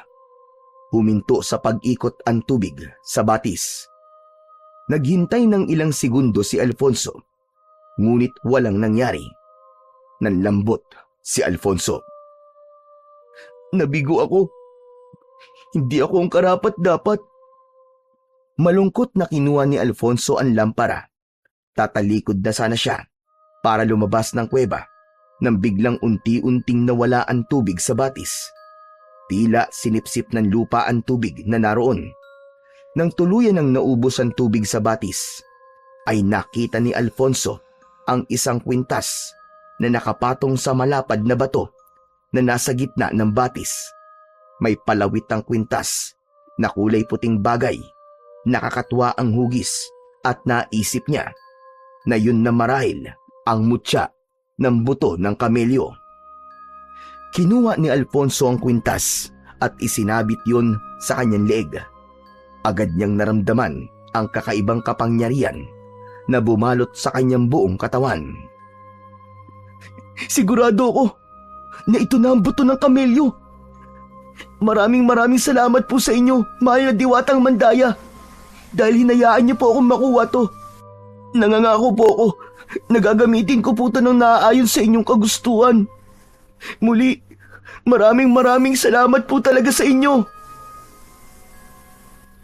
Tuluyan nang naglakad si Alfonso palabas ng kuweba. Hindi na siya makapaghintay na ipakita kay Mang Fidel at sa kaibigan niyang si Pepe ang mutya ng buto ng kamelyo. Sigurado siya na matutuwa ang mga yon sa kanyang tagumpay. Nang nakalabas na si Alfonso sa kuweba, ay nakita niya sina Mang Fidel at Pepe na matyagang naghihintay sa kanya.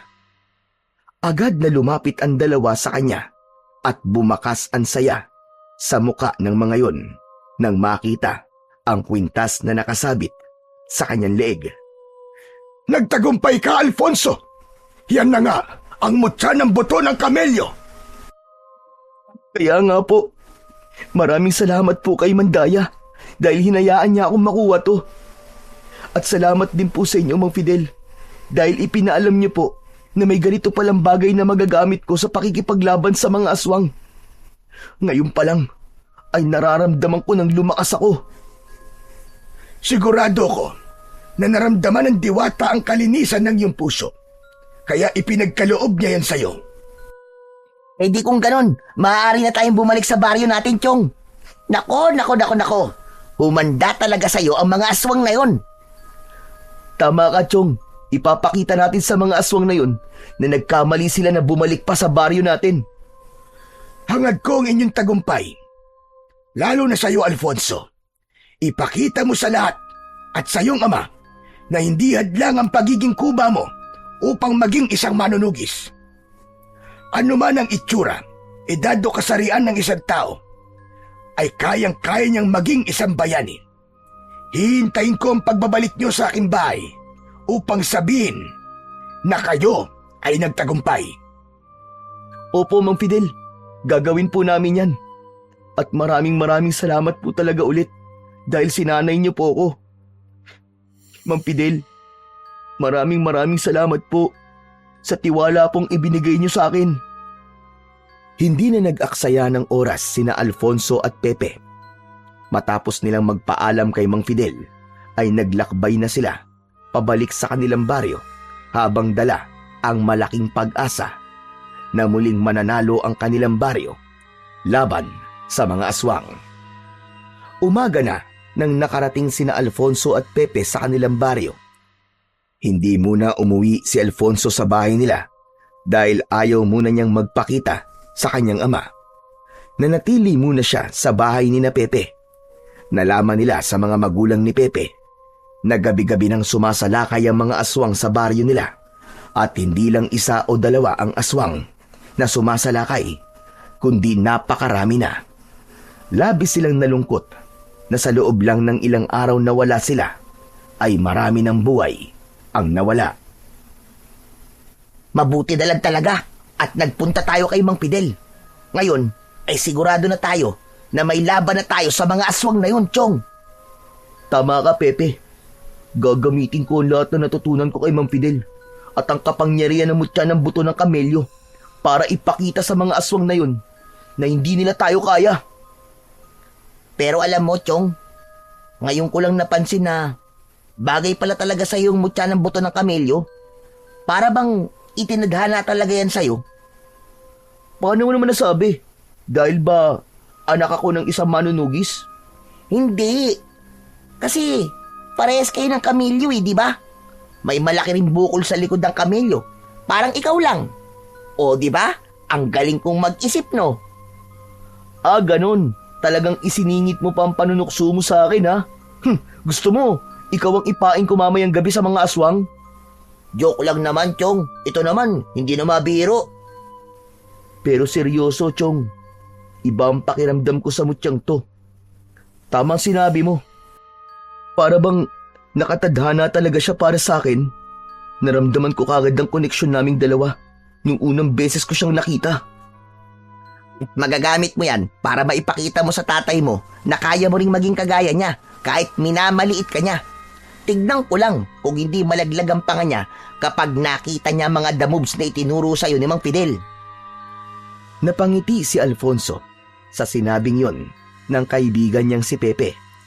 Aminado siya na isa yon sa mga gusto niyang mangyari, ang makita ng tatay niya na kahit kuba siya ay kaya rin niyang maging isang manunugis at kaya niyang ipagpatuloy ang legasiyang sinimulan nito sa kanilang pamilya.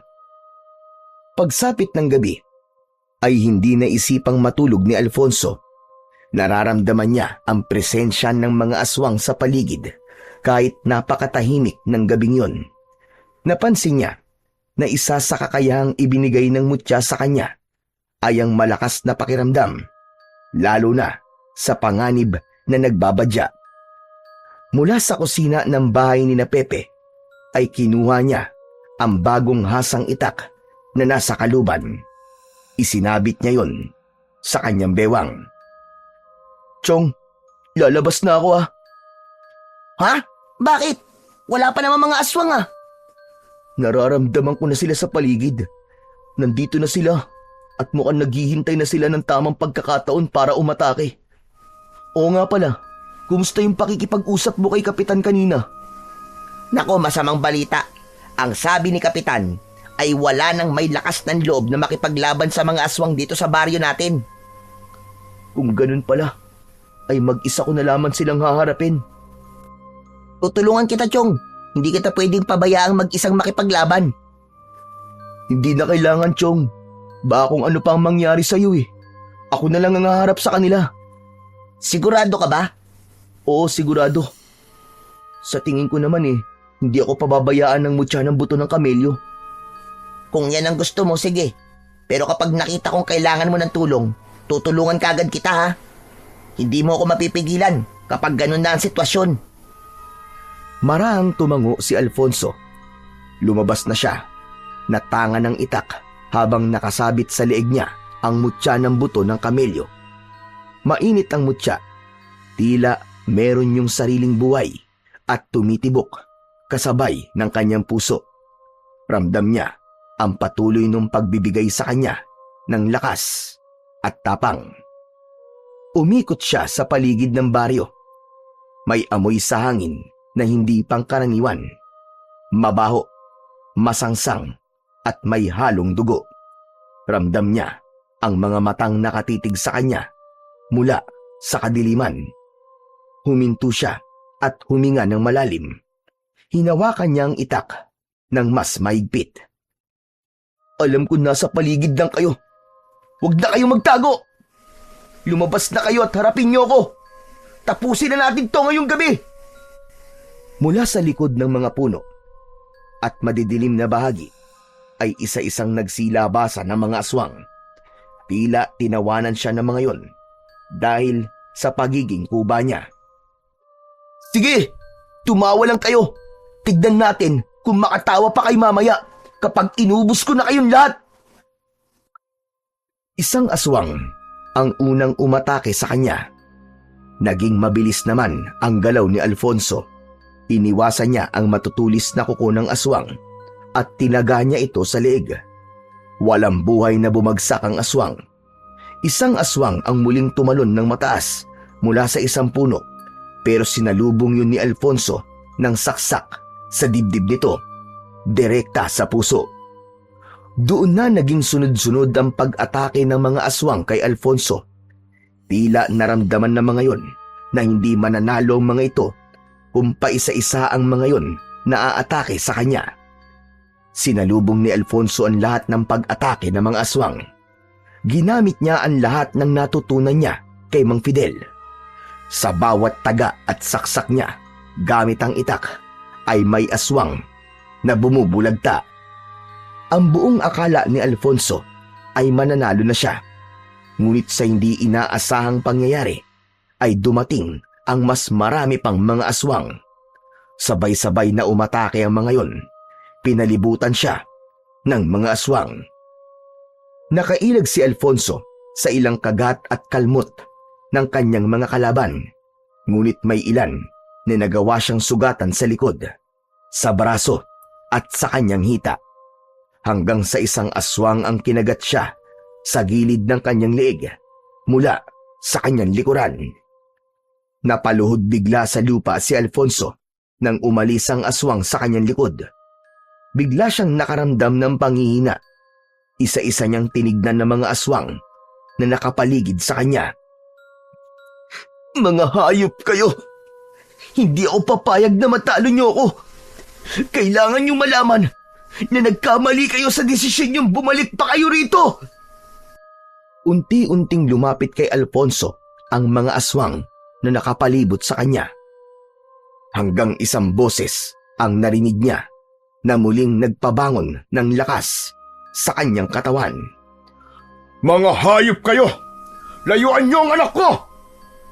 Tatay!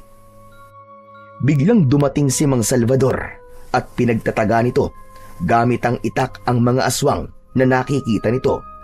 May iba na walang kahirap-hirap nitong binuhat at binalibag sa lupa. Lumapit si Mang Salvador kay Alfonso at tinulungan siya nitong tumayo. Tay! Tay, totoo po ba to? Nandito kayo para tulungan ako? Oh, pero mamaya ka na magdrama. May mga aswang pa tayong dapat harapin at paslangin. Tara na! Naluluwang tumango si Alfonso. Sabay silang sumugod sa mga aswang. Kahit sugatan si Alfonso, ay mas nag-alab ang kagustuhan niyang manalo sa laban na yon, lalo na't kasama na niya ang kanyang ama. Isa-isang bumagsak ang mga aswang hanggang sa wala nang natira. Puno ng dugo ang lupa. Nakahandusay ang mga katawan ng mga aswang sa paligid. Humarap si Alfonso sa kanyang ama na nasa kanyang tabi. Hindi niya na napigilan ang sariling yakapin nito at napahagulgul na siya ng iyak. Hinayaan lang siya ni Salvador na umiyak hanggang sa kumalma na siya. Kumala si Alfonso sa pagkakayakap sa ama niyang si Mang Salvador at lumuluha niya itong tinignan. Tay, salamat po . Salamat po sa pagtulong niyo sa akin. Hindi ko po inaasahan na gagawin niyo yun. Ang totoo ay kanina pa kita pinapanood. Hinayaan lang kita hanggang sa makita ko na kailangan mo ng tulong ko. Yung galaw mo, kagaya ng galaw ko. Saan mo yun natutunan? Gayong hindi naman kita sinanay. Tay, ang totoo po hinanap ko po si Mang Fidel. Yung nagsanay po sa inyo noon na maging manunugis. Siya po nagsanay sa akin ng ilang araw at nakuha ko pa po itong mutya ng buto ng kamelyo sa isang diwata sa kuweba. Ano? Totoo ba yan? Ang mutya ng buto ng kamelyo? Minsan ko na rin sinubukang kunin yan, pero nabigo ako. Ikaw lang pala makakakuha. Ngayon alam ko na ang kasagutan kung bakit nawala ka ng ilang araw. Akala ko iniwanan mo na ako . Ang akala ko ay hindi ka na babalik. Doon ko napagtanto na mahalaga ka pa rin sa akin at naiisip ko kung gaano ako naging kasamang ama sa'yo sa loob ng napakahabang panahon. Patawarin mo ko, anak, ha? Patawad kung sinisi kita sa pagkamatay ng nanay mo. Tay, matagal na po kitang pinatawad. Maraming salamat po. At naliwanagan na po kayo. Tahan na. Huwag ka nang umiyak. Magsimula tayo ulit, anak. Alam kong hindi pa huli ang lahat. Babawi ako sa iyo, anak. At magpapakaama na ako sa iyo simula sa gabing ito. Muling niyakap ni Alfonso ang kanyang ama. Walang pagsidlan ang kasiyahan sa kanyang puso. Lahat ng masasakit na pinagdaanan niya ay naglaho ng dahil sa tagpong yun. Habang magkayakap sina Alfonso at Mang Salvador, ay dumating naman si Pepe na may dalang sibat. O ano? Nasaan na mga aswang na yan? Meron pa bang kalaban? Magsilabas kayo kung matatapang talaga kayo. Teka, wala na. Napatay na namin ni tatay. Ang tapang mo naman. Sayang naman. Nahuli ako ng dating. Sandali. Oo nga no. Parang napansin ko magkayakap kayo kanina. Teka. Huwag niyong sabihin. Kung ano nasa isip mo, Chong, tama ka. Okay na kami ni tatay. Magsisimula kami ulit.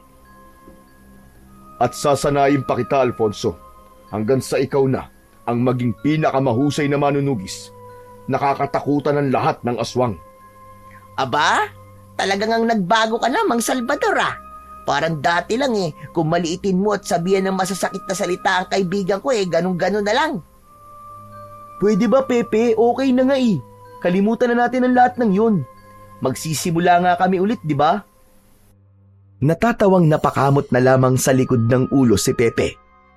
Habang si Alfonso ay nag-uumapaw ang kasiyahan, hindi lang dahil marami silang napatay na aswang, kundi dahil alam niya na yun na ang bagong simula para sa kanila ng kanyang ama. Matapos ang matinding laban ni na Alfonso at Mang Salvador sa mga aswang, ay muling naging tahimik ang gabi sa kanilang baryo. Wala nang sumunod na pag-atake at ang takot na bumalot noon sa kanilang baryo ay tuluyan ng naglaho. Labis din ang naging pasasalamat ng lahat sa mag-ama, lalong-lalo na kay Alfonso. Hindi rin kinalimutan ni Alfonso na balikan si Mang Fidel upang magpasalamat at sabihin ang kanyang tagumpay. Labis na nasiyahan ng matanda sa magandang balita na dala niya. Tuluyan na ring naghilom ang mga sugat ng kahapon sa puso ni na Alfonso at Mang Salvador. Naging maayos na ang trato ni Mang Salvador kay Alfonso at sinanay pa siya nito ng gusto sa pakikipaglaban sa mga aswang. At dahil sa pangyayaring yon, ay napatunayan ni Alfonso sa lahat, lalo na sa kanyang ama, na hindi hadlang ang kapansanan upang maging bayani at gumawa ng kabutihan para sa ikabubuti ng mas nakararami.